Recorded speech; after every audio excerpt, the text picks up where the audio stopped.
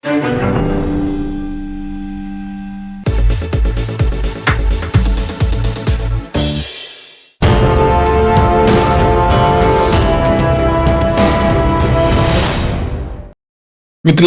నమస్కారం.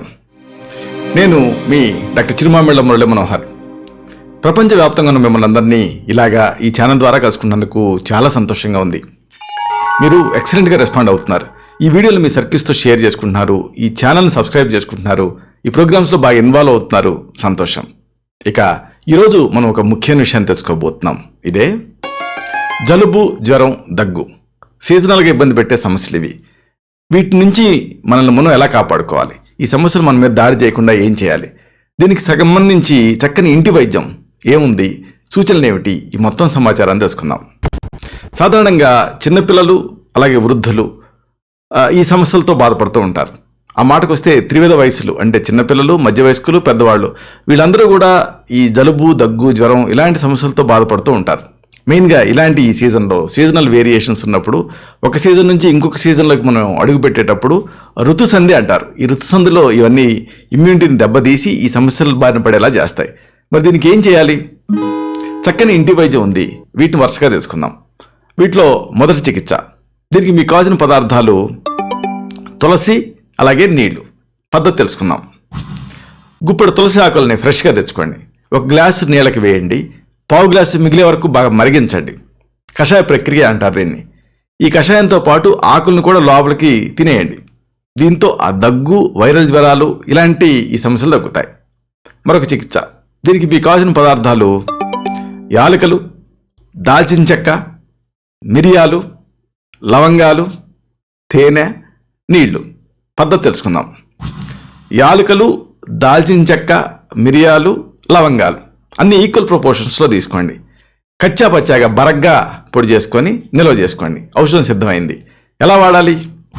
ఈ చూర్ణాన్ని ఒక కప్పు మరిగించిన నీళ్ళకి వేసి మూతబెట్టి నిమిషం తర్వాత వడగట్టుకోండి. ఇన్ఫ్యూజన్ అంటారు. ఒక చెంచాడి తేనె కలపండి. వేడివేడిగా టీ తాగినట్టు తాగండి. దీంతో దగ్గు, జలుబు, కఫం, ఎలర్జీలు, సైనసైటిస్ ఇలాంటి సమస్యలు తగ్గుతాయి. మరొక చికిత్స. దీనికి మీకు కావాల్సింది ధనియాలు, నీళ్లు. ప్రధానంగా జ్వరాన్ని తగ్గిస్తుంది. ఒక 2 చెంచాలు ధనియాల్ని వేయించండి. ఒక కప్పు నీళ్ళకి వేసి బాగా బాయిల్ చేయండి. వేడిగా ఉన్నప్పుడే తాగండి. ప్రతి 4-5 గంటలకు ఒకసారి దీన్ని తాగుతూ ఉంటే జ్వరం నుంచి మీకు రిలీఫ్ వస్తుంది. మరొక చికిత్స. మీకు కావాల్సింది నేలవేము, తిప్పతీగ, తులసి. పద్ధతి తెలుసుకుందాం. 10 గ్రాముల నేలవేము మొక్కని, 10 గ్రాముల తిప్పతీగని, గుప్పెడు తులసి ఆకుల్ని 4 గ్లాసుల నీళ్ళకి వేయండి. ఒక గ్లాసు మిగిలేటట్లు మరిగించండి. కషాయం అయింది. పూటకి 1/2 గ్లాసు కషాయాన్ని తగినంత తేనె కలుపుకొని 2 పూట్ల ఉదయం సాయంత్రం వేడిగా ఉండగానే తాగండి. దీంతో జ్వరం తగ్గుతుంది. మరొక చికిత్స.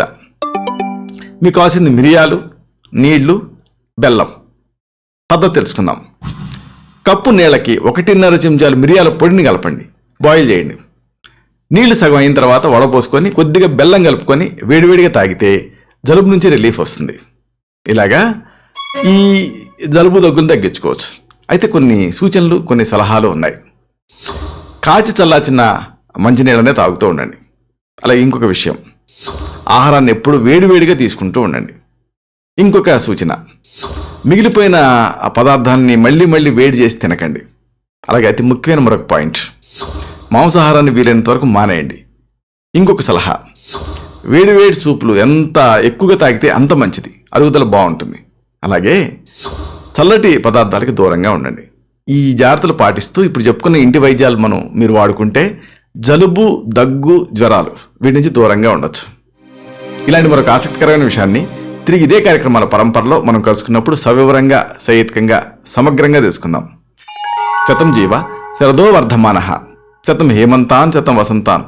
100 శరతులు, 100 హేమంతాలు, 100 వసంతాలు వర్ధిల్లుతూ జీవించండి. Stay healthy, stay happy, be positive, keep smiling. Love you all. శుభం.